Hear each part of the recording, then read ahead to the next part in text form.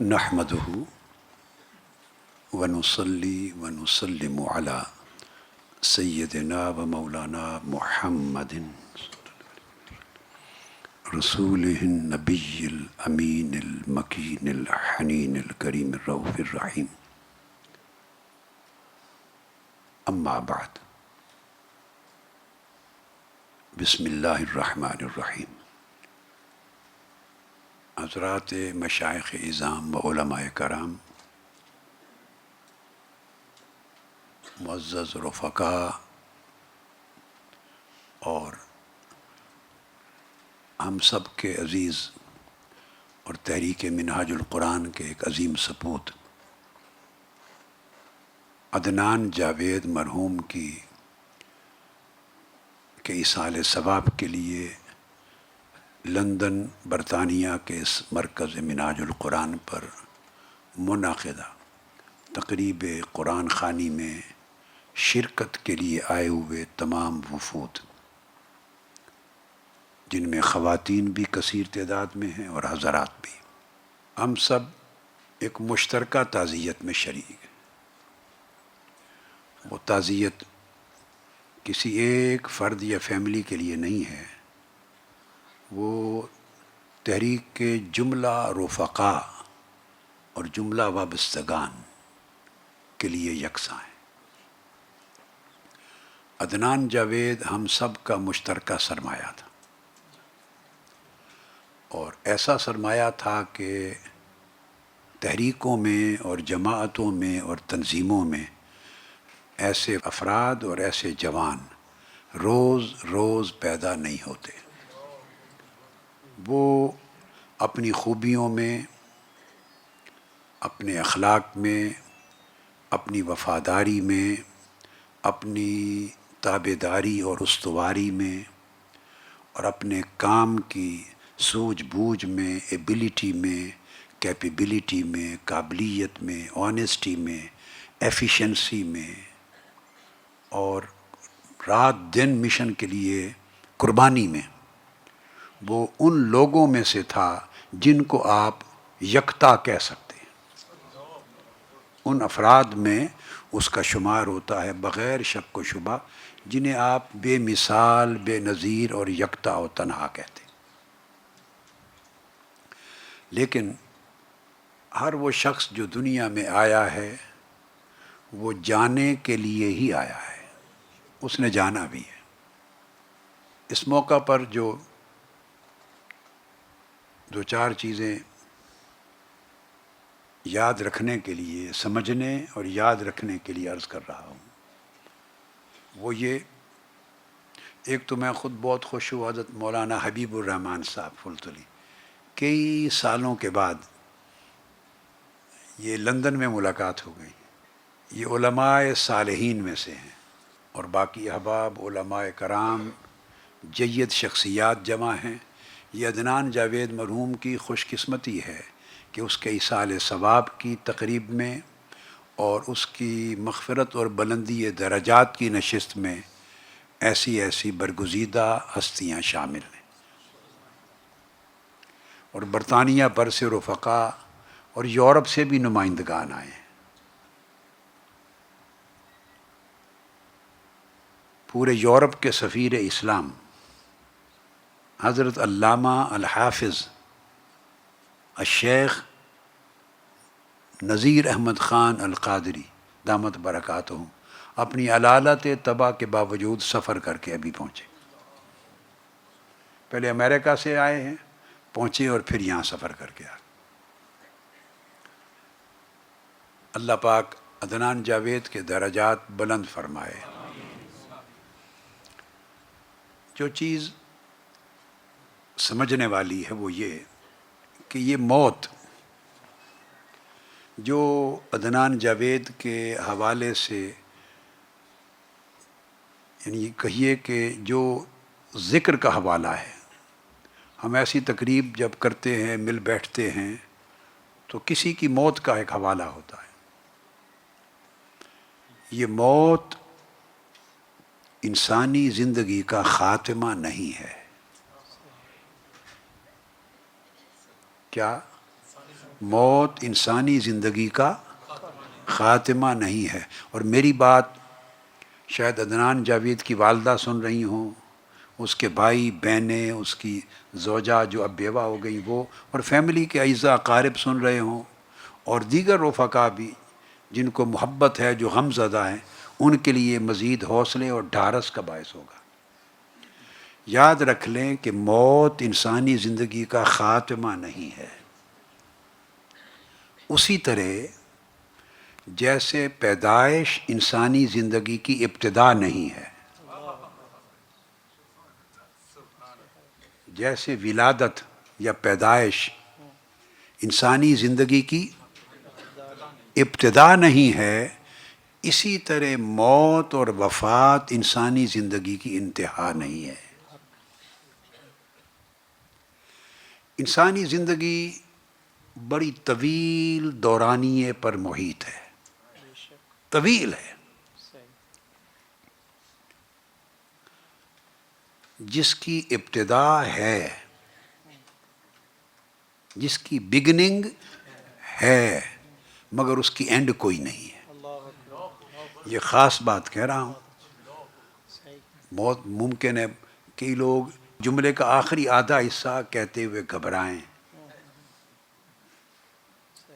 تو یہ زندگی انسان کی ایسی ہے کہ اس کی بگننگ ہے، بگننگ کے ہونے نے اسے مخلوق بنا دیا ہے، مگر اینڈ لیس ہے، اینڈ نہیں ہے۔ آپ سمجھ گئے نا بات کو؟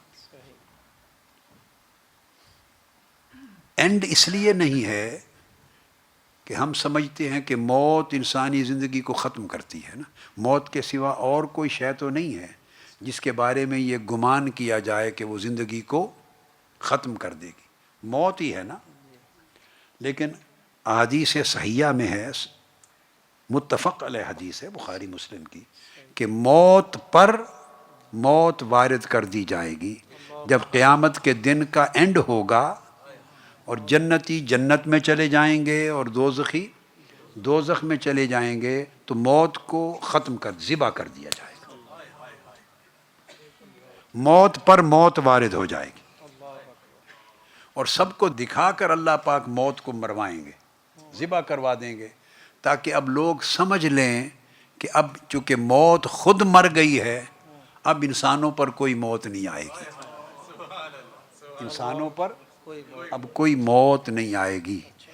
یہ وجہ ہے کہ جا بجا جہاں جنت میں داخل ہو جانے کا ذکر آیا ہے، وہاں خالدین فیہا، خالدین فیہا، خالدین فیہا، اور جہاں دوزخ میں جو لوگ گئے ہیں ان کا ذکر آیا ہے تو وہاں بھی خالدین فیہا، خلود کا ذکر آیا، یعنی موت کے مر جانے کے بعد پھر ہمیشگی ہو جائے گی، جو جہاں ہے ہمیشہ رہے گا، جو جہاں ہے ہمیشہ رہے گا۔ تو جب موت کی اپنی موت ہو گئی تو اب اس کے بعد انسان مر نہیں سکتا، تو اب کوئی تعین بھی نہیں کر سکتا کہ کب تک نہیں مر سکتا۔ جس کو اللہ پاک نے فرما دیا خالدین فیہا، تو اس کا تو اینڈ ہی کوئی نہیں ہے، اس کا کس پیمانے سے کوئی تعین کرے گا کہ اس زمانے ختم ہو گئے، بس وہ خالدین فیہا، اس پر خلود ہو گیا، وہ ہمیشہ ہمیشہ ہمیشہ، they will live there forever۔ تو اینڈ لیس ہونا سمجھ میں آ گیا کہ اس کی کوئی انتہا اینڈ نہیں ہے۔ اب میں نے عرض کیا کہ بگننگ ہے، اب بگننگ کا حال سن لیں۔ انسان کی بگننگ ہے، ابتدا ہے، وہ ابتدا پیدائش نہیں ہے۔ یہ جو میری ماں کے پیٹ سے ولادت ہوتی ہے یہ نہیں، یہ جسمانی ظہور ہے۔ یہ کیا ہے؟ جسمانی ظہور ہے۔ انسان پہلے سے چلا آ رہا ہے، مرحلہ در مرحلہ پیدائش کے دروازے سے گزر کر اس دنیا کی حویلی میں داخل ہو گیا ہے، پیدائش کے دروازے سے گزر کر اس دنیا کی کہ کوٹی دنیا کے صحن میں آ گیا ہے، ظاہر ہو گیا ہے، مگر ہے کب سے؟ قرآن مجید کی ایک آیہ کریمہ بتاتا ہوں آپ کو. اللہ رب العزت نے ارشاد فرمایا ہے، اعوذ باللہ من الشیطان الرجیم، هل اتی علی الانسان حین من الدہر لم یکن شیئا مذکورا. یہ انسان کی زندگی کا بیان ہے. هل اتی علی الانسان حین من الدہر، کہ انسان پر ایک زمانہ ایسا بھی گزر چکا ہے. اللہ رب العزت نے ڈکلیئر کیا ہے کہ انسان پر ایک زمانہ ایسا بھی گزر چکا ہے، لم یکن شیئا مذکورا، جب وہ ایک شے تھا مگر مذکور نہ تھا. جب وہ تھا، لم یکن شیئا مذکورا، وہ تھا، ایک شے تھا مگر مذکور نہ تھا. اللہ رب العزت نے اس کو نہیں فرمایا کہ وہ معدوم تھا، فرمایا شے مذکور نہ تھا. He existed at that time. There was a time when he existed, but he was never mentioned. He existed at that time, but he was not known to anybody. He existed at that time, but he was not perceived by other creatures. And he was not conceived by other creatures. Lam yakun shay'an madhkura. He was not mentioned. یہ جو آیت کریمہ ہے یہ بتاتی ہے کہ وہ جس دور کا ذکر کیا ہے، جس دور کا، وہ ان دنیاؤں کے حتیٰ کہ انسان تو بہت بعد میں پیدا ہوا ہے، زمین و آسمان بھی پیدا نہیں ہوئے تھے. کیا زمین و آسمان کی بھی تخلیق نہیں ہوئی تھی، تب بھی انسان تھا. جس زمانے کا ذکر ہے وہ ذکر کرتے ہوئے اس کو جو تھا، تو جس زمانے کا ذکر ہو رہا ہے اس وقت وہ تھا اور اس کا نام بھی انسان تھا. یہ بات توجہ طلب ہے کہ وہ تھا. کوئی یہ نہ کہے کہ وہ فقط یہ تھا اور یہ نہ تھا، وہ یہ تھا اور یہ نہ تھا. نہیں، ارشاد فرمایا حل اتا علی الانسان. اگر انسان یہ عنوان بعد میں آتا اور یہ زمانہ اس سے پہلے کا ہوتا تو اس کو انسان کے عنوان سے ذکر نہ کیا جاتا، انسان کے نام سے اس کا ذکر نہ ہوتا. فرمایا کہ انسان پر ایک زمانہ ایسا بھی گزر چکا ہے، جس کا مطلب دو چیزیں ثابت ہو گئی کہ ایک تو یہ کہ وہ تھا اور دوسری یہ کہ اس کا نام بھی انسان تھا.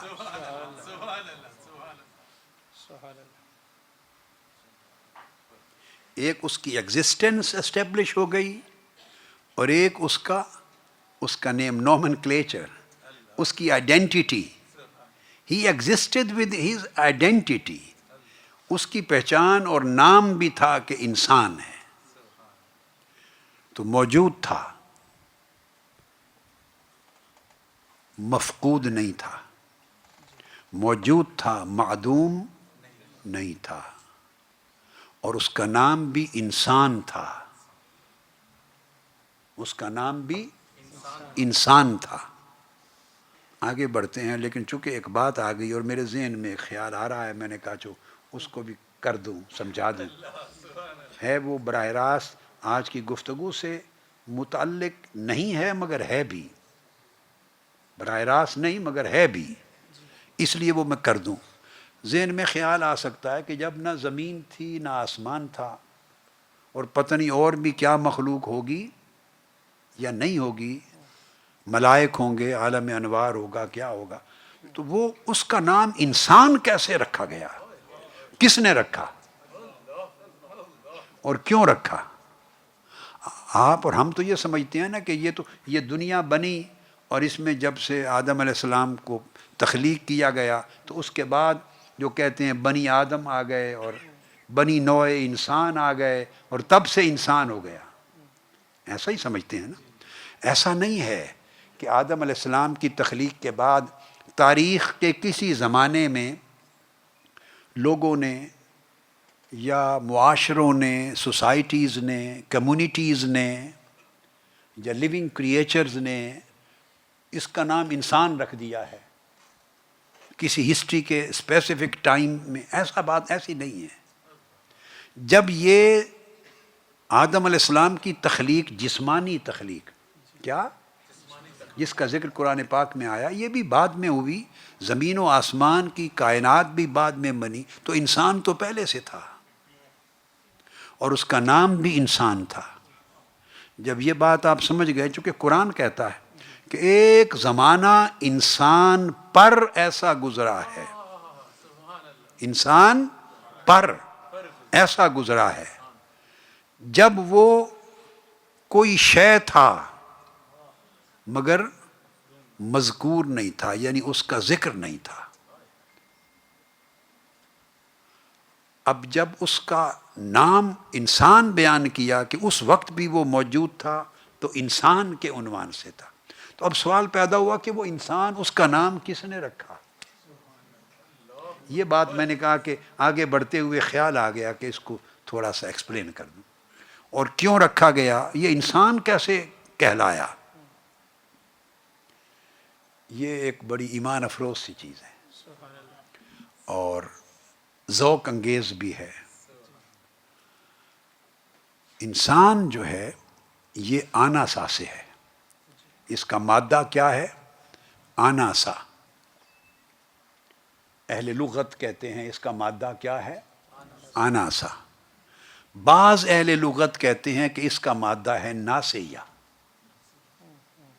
یہ ناسیہ سے ہے. اکثر کہتے ہیں کہ آناسا سے ہے اور بعض کہتے ہیں کہ ناسیہ سے. ناسیہ جیسے نسیان. تو میں دونوں کو پڑھ کے یہ سمجھتا ہوں کہ دونوں سے ہے. دونوں کی تحقیق لغت کی کتب میں پڑھ کر تو اس کا ماحصل یہ ہے کہ اس کے دونوں ہی اس کے مادے ہیں. کیا؟ اس کے مادے ہیں. ایک مادہ اس کا لفظی اور ایک مادہ معنوی. آناسا کہتے ہیں اس کو انس ہو گیا. آناسا کیا کہتے ہیں؟ اس کو محبت ہو گئی. اس کو محبت ہو گئی. تو انسان کہتے ہیں اس وجود کو جسے کسی سے انس اور محبت ہو جائے. انسان کہتے ہیں اس وجود کو جس کو انس ہو جائے، کسی سے مانوس ہو جائے، اس کو کسی سے محبت ہو جائے. تو جس کو انس اور محبت ہو اسے کہتے ہیں انسان. اور جس کا دل انس اور محبت سے خالی ہے وہ مادہ انسانیت سے خالی ہے. وہ مادہ انسانیت سے خالی ہے. تو انسان کہتے ہیں کہ جس کو انس ہو گیا، محبت ہو گئی. اب اور تو کوئی شے دکھائی نہیں دیتی کہ جس کی وجہ سے اس کا نام انسان رکھا گیا کہ وہ جو تھا اس کو کسی سے انس تھا. اب جس سے اسے انس تھا وہ کون تھا؟ جس سے اس کو انس تھا، محبت تھی، یعنی اس کا محبوب کون تھا؟ وہ اس محبت نے اس کا عنوان اور نام انسان رکھا. اس محبت نے اس کا نام اس انس نے اس کا نام انسان رکھا. اور یہ مانوس کس سے ہوا؟ وہ ذات حق تھی.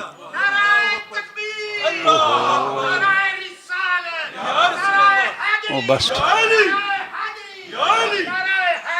ماشاء اللہ. مانوس کس سے ہوا؟ اس کو محبت کس سے ہوئی؟ جس سے محبت ہوئی اس کو اللہ کہتے ہیں. اس کو کیا کہتے ہیں؟ اللہ، اللہ کہتے ہیں۔ اور اللہ کا جو لفظ ہے اس کے بھی مادے بیان کیے گئے ہیں لفظ اللہ کے، ان میں سے بھی ایک کا معنی یہ ہے وہ ذات جس کی محبت اور عشق میں کوئی گم ہو جائے۔ اللہ کے لفظی 8 مادے بیان کیے گئے ہیں۔ کتنے؟ 8 لفظ اللہ کے۔ یہ میری جو کتاب ہے سورہ فاتحہ کی تفسیر، اس کو اگر آپ دیکھیں تو اس میں ساری لفظ اللہ کی بحث پر ایک کتابچہ بھی ہے میرا پورا، اس میں آپ کو ساری تفصیل مل جائے گی۔ 8 مادوں پر گفتگو کی میں نے، مل جائے گا آپ کو۔ یہ سورہ فاتحہ کی تفسیر پوری مالک یوم الدین تک چھپی ہوئی ہے، جو یہاں ہوگی، ضخیم ہے کوئی۔ پہلے 3 آیات کی جو چھپی، پھر بعد میں عربی میں کر دی ہے میں نے۔ پہلی 3 آیات پہ جو چھپی، باقی غیر مطبوعہ رہی، وہ کوئی 1500 صفحات کی ہے، مالک یوم الدین تک پہلی 3 آیت، وہ 1500 صفحات کی 2 جلدیں ہیں۔ اس میں لفظ اللہ کی بحث بڑی تفصیل سے مبسوط بحث ہے، مادے۔ تو جو بتا رہا ہوں وہ یہ کہ انسان کا معنی ہے کہ جو کسی سے مانوس ہو جائے اور محبت کرے، اور اللہ کے لفظ کے لفظی معانی میں ایک معنی یہ ہے وہ ذات جس کی محبت میں کوئی گم ہو جائے۔ اب جو گم ہو جائے وہ کون ہوتا ہے؟ جو سب کچھ بھول جائے۔ اس سے نسیان آ گیا، انسان نے اس سے ایسی محبت کی کہ اس کے سوا سب کچھ بھول گیا۔ انسان نے اس سے ایسی محبت کی کہ اس کے سوا سب کچھ بھول گیا، حتیٰ کہ خود کو بھی بھول گیا۔ وَوَجَدَكَ ضَالًّا فَهَدَىٰ، ایسی محبت کی کہ سب کچھ بھول گیا، اس محبوب کے سوا کچھ یاد۔ تو جو بھول جائے اس بھولنے کو نسیان کہتے ہیں۔ اب جنہوں نے کہا کہ انسان نسیان نہ سے یا سے بنا ہے، وہ بھی سچے ہوئے کہ ہاں نسیان سے بنا ہے۔ جنہوں نے کہا ان سے بنا ہے، وہ بھی سچے ہوئے۔ سچا انس اور محبت اس کی تعریف ہی یہ ہے کہ جب وہ کامل ہوتی ہے تو محبوب کے سوا ہر شے کو بھلا دیتی ہے۔ جس محبت میں بندہ محبوب کے ما سوا کو بھولے نہیں، وہ محبت ناقص رہتی ہے۔ وہ محبت تو محبت جب کامل ہوتی ہے تو اس کا کمال یہ ہے کہ محبوب یاد رہے اور محبوب کا ما سوا بھول جائے، تو انس اور نسیان اکٹھے ہو جاتے ہیں۔ انس و نسیان اکٹھے۔ یہ تو تھا درمیان میں ایک جملہ معترضہ کہ اس کا نام انسان کس نے رکھا اور کیوں رکھا؟ تو اس کا نام محبت کی وجہ سے رکھا گیا۔ تو چونکہ اس کا محبوب وہ ہے تو انسان تو اس کا عاشق ہے، انسان تو اس کا عاشق ہے۔ اب عاشق اپنے محبوب سے کتنا زمانہ دور رہے گا؟ عاشق محبوب سے کتنا وقت دور رہے گا؟ ہم ابھی دوری میں ہیں۔ جو چلے گئے، جو انسان، وہ دوری سے، پردیس سے چھٹکارا پا کے محبوب کی طرف چلے گئے۔ آپ سمجھ گئے نا بات کو؟ اب چونکہ بات عدنان کی چلی تھی نا، تو عدنان کی فیملی سن رہی ہوگی نا، میں ان کے لیے، یا بعد میں سنیں گے، ان کے لیے جملہ بول رہا ہوں کہ ان کا رونا نہیں بنتا، ان کا رونا اور بے صبری کرنا، آہو فغاں کرنا نہیں بنتا، اس لیے کہ ہم ابھی پردیس میں ہیں، وہ اپنے دیس میں چلا گیا۔ تو جو پردیس میں ہے ان کو رونا چاہیے یا دیس میں جانے والے کو رونا چاہیے؟ ہم ٹھیک ہے، ہم روئیں گے چونکہ پردیس میں جو ہوئے، مگر جو اپنے دیس میں چلا گیا، اپنے محبوب کی طرف چلا گیا، اپنے وطن کی طرف چلا گیا، وہ فرحاں ہوتا ہے، خوش ہوتا ہے، وہ خوش ہوتا ہے، چونکہ اس کی دوری ختم ہو گئی زندگی سے۔ کیوں؟ کہ وہ انسان تھا، وہ تھا انسان، اور انسان کی تو حقیقت ہی یہ تھی کہ جب کچھ بھی نہیں تھا تب سے اس نے محبت شروع کی۔ اللہ سے، تب سے محبت شروع کی، تب سے رشتہ انس استوار ہوا، رشتہ انس استوار ہوا، قائم ہوا۔ تو انس اور محبت میں سے وہ بنایا گیا، اور انس اور محبت سے پالا گیا، اور انس اور محبت سے ہی وہ ظاہر کیا گیا۔ حتیٰ کہ جسمانی ظہور بھی ہوتا ہے تو وہ کسی انس اور محبت کے نتیجے میں ہوتا ہے، یعنی ہر مرحلے پر انس اور محبت ہے کسی نہ کسی شکل میں، ہر مرحلے پر انس و محبت ہے کسی نہ کسی شکل میں۔ تو انسان اس وقت بھی تھا، فرمایا لم یکن شیئا مذکورا، جب وہ کوئی اس کا ذکر نہ تھا۔ تو یہاں سے یہ دیکھیے، یہ کہتے ہیں عربی میں، اصول میں، نحو میں قاعدے کی بات یہ ہے، شیئا مذکورا، یہ جو دو لفظ آئے ہیں یہ ایک مرکب ہے توصیفی، اس کو موصوف اور صفت کہتے ہیں۔ شیئا یہ موصوف ہے اور مذکورہ صفت ہے۔ کیا؟ اب ایک خاص بات ذہن میں رکھ لیں، صفت کی نفی سے موصوف کا انتفاع نہیں ہوتا۔ اگر ایک صفت کی نفی ہو جائے تو اس سے موصوف معدوم یعنی ختم نہیں ہو جاتا، کیونکہ موصوف کی کئی صفتیں ہوتی ہیں، اگر ایک کی نفی ہو گئی تو دوسری ہوگی، دوسری کی نفی ہوئی تو کوئی اور صفت ہوگی، پھر کوئی اور صفت ہوگی۔ صفت کی نفی سے موصوف معدوم نہیں ہوتا، موصوف کی نفی ہو جائے تو ساری صفتوں کی نفی ہو جاتی ہے۔ موصوف کی نفی ہو جائے کہ موصوف نہیں تھا، موصوف ذات ہوتی ہے، موصوف کیا ہوتی ہے؟ ذات، کہ یہ ذات موصوف نہیں تھا یعنی ذات نہیں تھی۔ جب ذات نہ ہو تو پھر صفات بھی نہیں ہوں گی۔ مگر مخلوق کا طریق یہ ہے کہ مخلوق کی کئی صفات ہیں، اگر ایک صفت نہیں تو کیا ہوا؟ موصوف یعنی ذات تو ہے۔ اللہ پاک نے فرمایا لم یکن شیئا مذکورا، ذات کی نفی نہیں کی، فرمایا کہ وہ شیء مذکور نہ تھی، یعنی ایسی شے، وہ شے تھا مگر مذکور نہ تھا، شے تھا اس لیے تو فرمایا حل اتی علی الانسان، پہلے توثیق کر دی کہ انسان موجود تھا، انسان موجود تھا مگر شے مذکور نہ تھا، اس کا ذکر نہ تھا۔ اب جب مذکور نہ تھا تو یہ کیا شان ہے؟ کوئی کہے گا بھی یہ کیا شان ہوئی جس کا ذکر ہی نہیں؟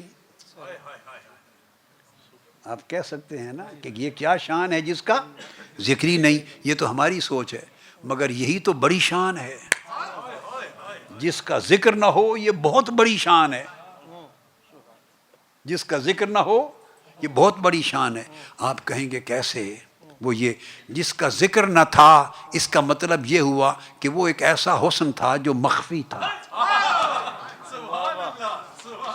وہ ایک ایسا حسن تھا جو مخفی تھا، خفا میں تھا، اس لیے مذکور نہ تھا،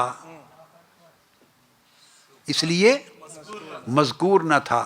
مذکور کیوں نہ تھا؟ کہ کوئی دیکھے تو تبھی کوئی دیکھنے والا ہوگا تو دیکھے گا، دیکھے گا تو ذکر کرے گا نا۔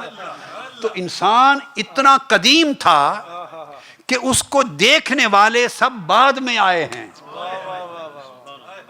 دیکھنے والوں نے دیکھ کر ہی ذکر کرنا تھا نا۔ تو لم یکن شیئا مذکورا کا معنی یہ نکلا کہ وہ تھا اور کوئی نہ تھا مخلوق میں۔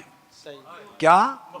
مخلوق میں وہ تھا اور کوئی نہ تھا، اور اگر کوئی اور تھا بھی تو اس کو دیکھ نہ سکتا تھا، اس نے اپنے محبت کے حجابات میں چھپا رکھا تھا، یا تو سوائے اس کے تھا کوئی نہیں، اور اگر تھا تو دیکھنے کی اجازت نہ تھی، چھپا ہوا تھا، مخفی تھا۔ انسان تو ایک ایسا زمانہ گزرا ہے جس وقت اللہ رب العزت نے اسے خفا کے پردوں میں چھپائے رکھا۔ کتنا زمانہ چھپائے رکھا اس کا کسی کو اندازہ نہیں، اندازہ ہی نہیں۔ یہ تو بعد میں باقی مخلوقات ہونے لگی تو جاننے لگی، تو جتنا جاننے لگی اتنا ذکر کرنے لگی۔ لم یکن شیئا مذکورا میں جب کوئی ذکر کرتا ہے، یاد رکھ لیں، جب کوئی ذکر کرتا ہے تو کیسے کرتا ہے؟ جان کر ہی ذکر کرتا ہے نا، اور جتنا جانتا ہے اتنا ذکر کرتا ہے، جتنا جانتا ہے اتنا، اور جتنا نہیں جانتا، جس قدر نہیں جانتا اس کا ذکر نہیں کرتا، اس کا ذکر۔ اس طرح آقا علیہ الصلوۃ والسلام کی بھی ذات اقدس کا کچھ لوگ تھوڑا ذکر کرتے ہیں، کچھ زیادہ کرتے ہیں، کچھ بہت زیادہ کرتے ہیں، کچھ بہت ہی زیادہ کرتے ہیں، کم و بیش کرتے ہیں، لوگ جھگڑتے ہیں، لوگ جھگڑتے ہیں۔ میں ہمیشہ کہتا ہوں کہ جھگڑا ناروا ہے، جھگڑا بنتا نہیں، جھگڑا بنتا نہیں، اس لیے کہ کوئی جتنا جانتا ہے اتنا ہی مانتا ہے، جو جتنا جانتا ہے اتنا ہی مانتا ہے، اور جتنا مانتا ہے اتنا ذکر کرتا ہے۔ اب کوئی کم جانتا ہے، کوئی زیادہ جانتا ہے، تو ہر کوئی شیخ اکبر تو نہیں ہے، ہر کوئی غوث العظم تو نہیں ہے، ہر کوئی داتا گنج بخش علی حجویری تو نہیں ہے، ہر کوئی خواجہ غریب نواز تو نہیں ہے، ہر کوئی جنید بغدادی تو نہیں ہے، ہر کوئی اویس قرنی تو نہیں ہے۔ جو جتنا جانتا ہے اتنا مانتا ہے۔ جھگڑا کس چیز کا بنتا ہے؟ جھگڑا شکر ادا کریں، کسی کو اس رب نے توفیق دے دی زیادہ جانے اور زیادہ مانے، جو کم مانتا ہے اس کے لیے دعا کریں کہ وہ اور جانے۔ اور تو انسان کا جب ذکر نہ تھا تو اس کا مطلب ہے اس کو جاننے والے مخلوق میں زیادہ نہ تھے یا کوئی نہ تھا۔ جب اس کو جانتا کوئی نہیں تھا سو اس کا ذکر کوئی نہیں کرتا تھا۔ ٹھیک ہے؟ اور ایک دوسری بات اس سے آگے اور سمجھ لیں، جب مذکور ہو گیا یعنی کسی کا ذکر ہونے لگا، کسی کا ذکر ہونے لگا تو وہ محدود ہو گیا۔ جس کا ذکر ہونے لگے، یہ ساری باتیں مخلوق کے دائرے کے لیے کر رہا ہوں، دائرہ خلق میں جس کا ذکر ہو وہ اتنا محدود ہو جاتا ہے۔ اگر خاموش رہوں میں تو تو ہی ہے سب کچھ۔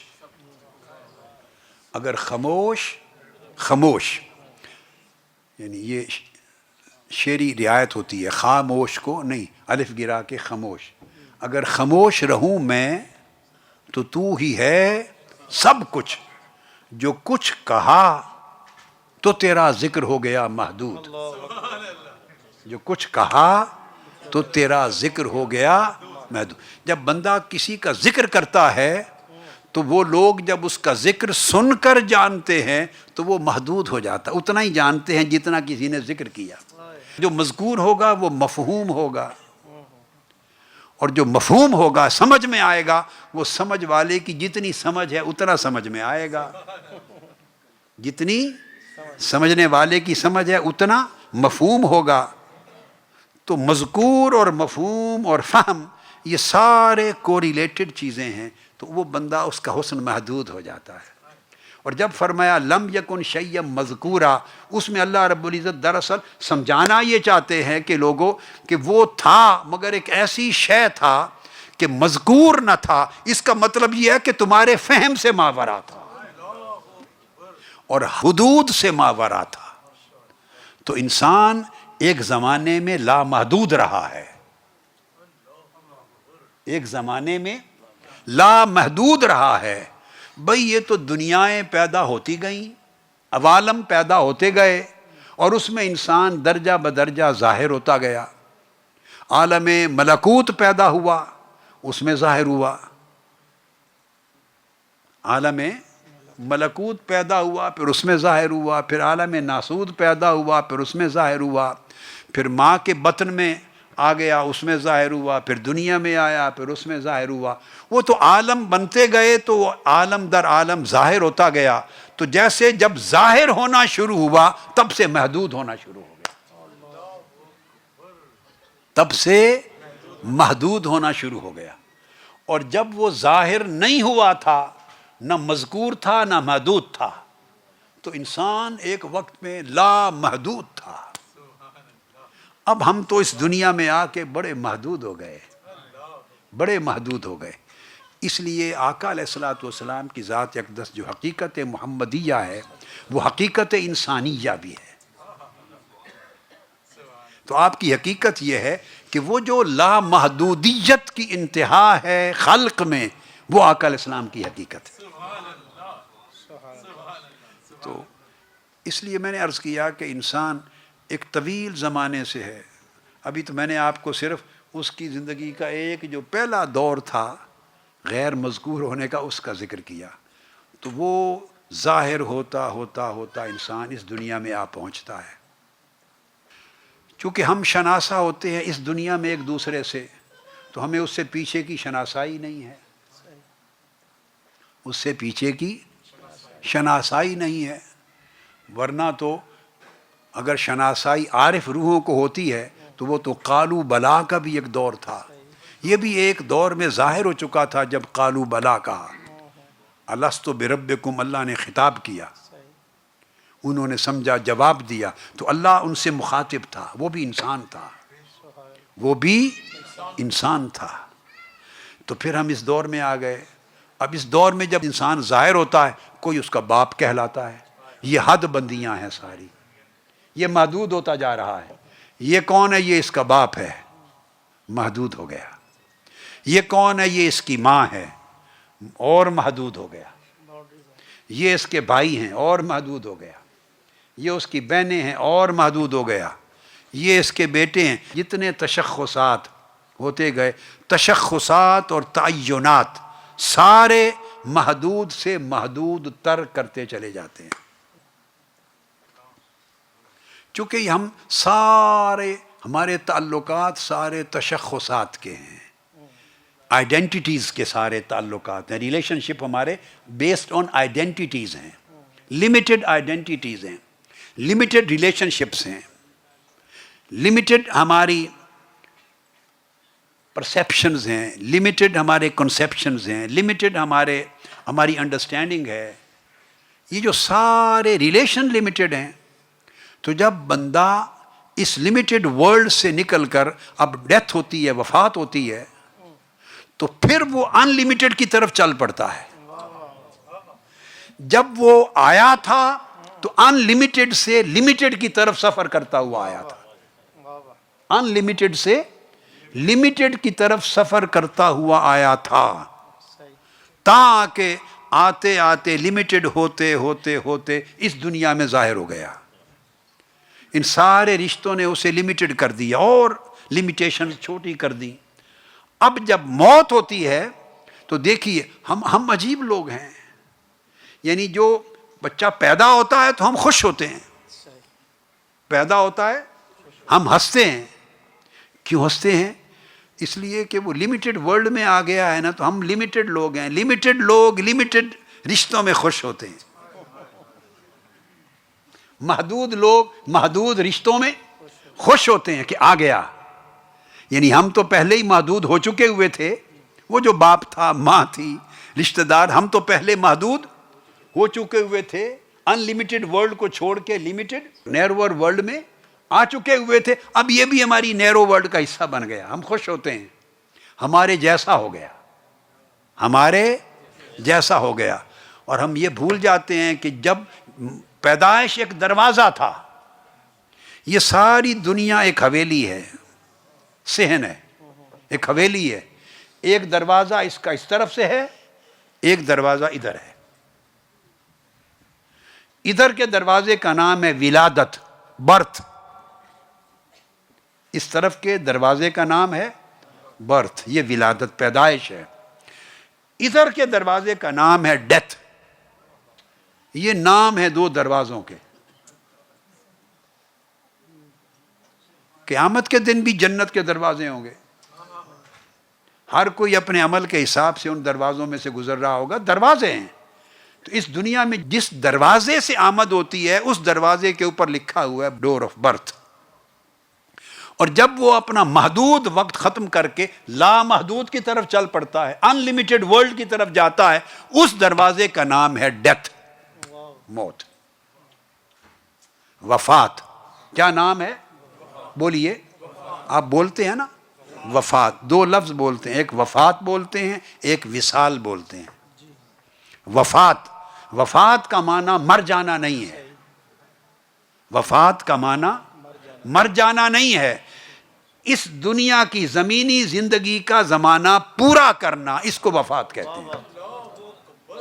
جو ٹرم یہاں رہنے کے لیے فکس ٹرم تھی، اس دنیا میں جو چند سال گزارنے کی جو ٹرم، جو اپوائنٹمنٹ لے کے بندہ آیا تھا فار دس اسٹیشن، جاب میں بھی اپوائنٹمنٹس نہیں ہوتی، پھر ٹرانسفر بھی ہوتی ہے۔ کبھی ٹرانسفر کو کسی نے موت کہا؟ ٹرانسفر ہونے پر کوئی رویا؟ ٹرانسفر موت ہے؟ نہیں ہے۔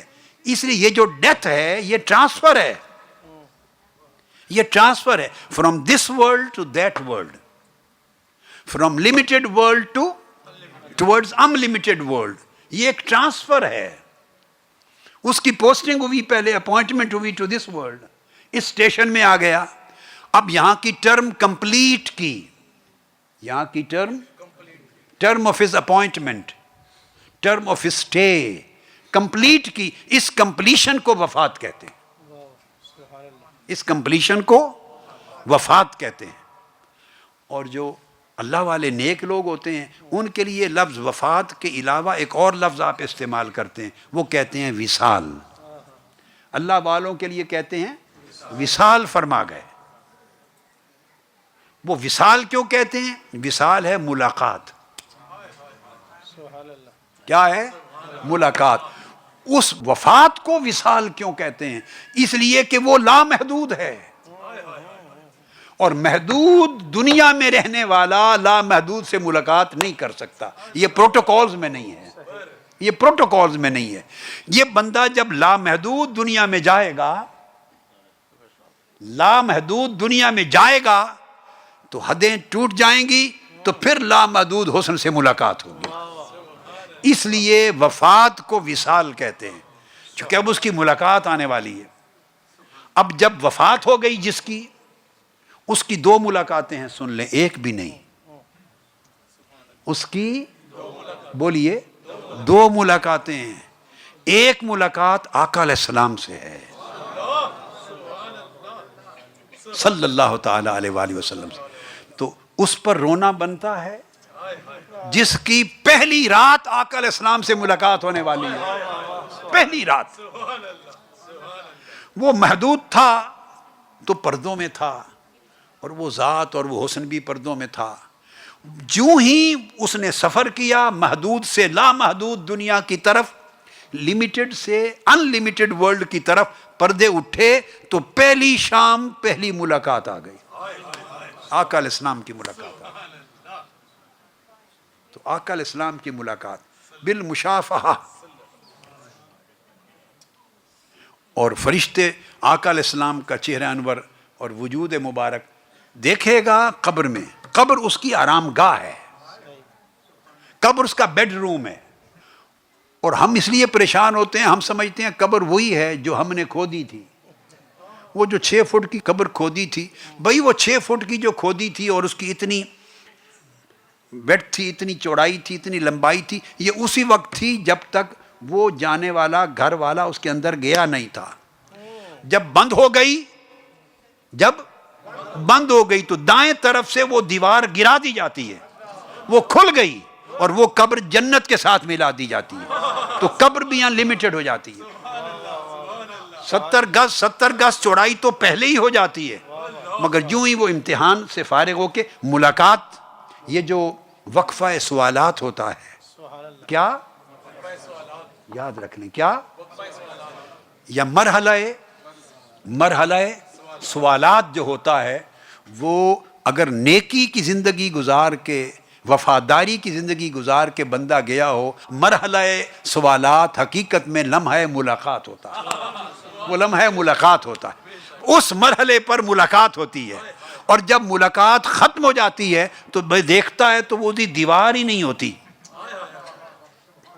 وہ دیوار ہی نہیں ہوتی، وہ دیکھتا ہے تو جنت کھل چکی ہوتی ہے، جنت کھل چکی ہوتی، اور جنت ارضها السماوات والارض، زمین و آسمان کی ساری کائنات وہ اس کی چوڑائی میں آ جاتی ہے، وہ قبر کھل جاتی ہے۔ تو وہ اس لیے ہم سوچتے ہیں کہ چھوٹی سی جگہ پہ چلا گیا. بھائی چھوٹی سی جگہ آپ کی اور ہماری ہے. کسی کا مرلوں کا گھر ہے, کسی کا کنالوں کا گھر ہے, کسی کا 10 کنال کا گھر ہے, اور کیا تیر مار لوگے. چلو بھائی کوئی بہت ہی لوٹ مار کر لے گا تو ایکڑوں کا گھر بنا لیتا ہے نا, اس سے آگے تو کچھ نہیں. بھائی وہاں ایکڑوں کی نہیں, زمین و آسمان کی ساری کائنات اس کی قبر کے اندر آ جاتی ہے. کوئی تقویٰ کی زندگی گزار کے جائے تو اس کی قبر جب کھلتی ہے تو زمین و آسمان کی فراخیاں اس کے اندر آ جاتی, وہ اس کی قبر ایکسٹینشن ہو جاتی ہے جنت کے ساتھ. تو وہ تو محدود دنیا سے گیا, لامحدود میں چلا گیا. جب لامحدود میں گیا تو پہلی ملاقات کر کے اب اگلی, جب لامحدود دنیا میں گیا تو پھر مولا کی ملاقات کا آگے وقت آئے گا, پھر اس کی ملاقاتیں ہیں, اور پھر وہ وہاں رہتا ہے اس دن تک جب آواز آئے گی تو اٹھایا جائے گا, اٹھایا جائے گا. پھر آگے کے احوال ہیں, پھر آگے کے. تو جب وہ قیامت کا دن ختم ہوگا تو میں نے کہا موت کو ذبح کر دیا جائے گا, ایسے مینڈے کی طرح اس کو شکل دے کر ذبح کر دیا جائے گا. بتا دیا جائے گا کہ اب موت مر گئی, اب موت. لو خوش نصیب ہو, اب جن جگہوں پر میری قربت کے جن باغوں میں آ رہے ہو, اب یہاں سے نہ تمہیں کوئی نکالے گا نہ تمہارے اوپر موت آئے گی. تو زندگی ایسی گزاریں کہ اس لامحدود دنیا کی تیاری ہو جائے, لامحدود دنیا کی تیاری ہو جائے. زندگی ایسی گزارے. یہ محدود دنیا ہے, اس میں لامحدود دنیا کی تیاری کرنی ہے. اللہ رب العزت ہمارے حال پہ کرم فرمائے. وما علینا الا البلاغ. والسلام علیکم ورحمۃ اللہ وبرکاتہ.